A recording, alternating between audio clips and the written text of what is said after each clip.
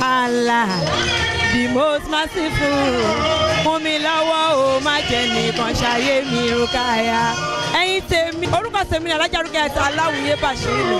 Ṣé ti gbọ́ ń pa ẹ̀ nípa Bísí Ológe Show fún ayẹyẹ lóríṣiríṣi lọ́tùlọ́sì. Ṣé bá fẹ́ kó gbọ́ nípa yín nípa ayẹyẹ yín káàkiri àgbáńláyé ẹ kàn sí Bísí Ológe Show lórí YouTube, lórí Facebook, lórí Twitter, lórí Instagram.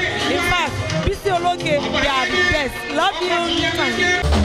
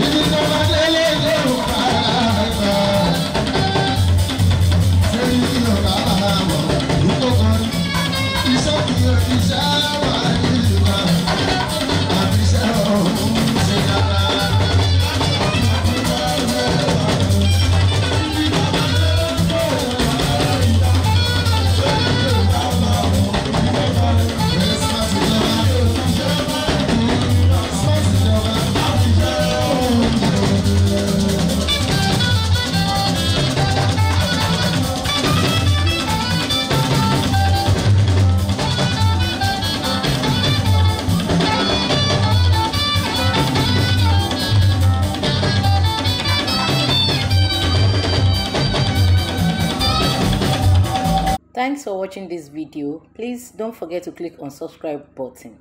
Kindly comment and share. We drop new videos daily. Thank you. God bless you.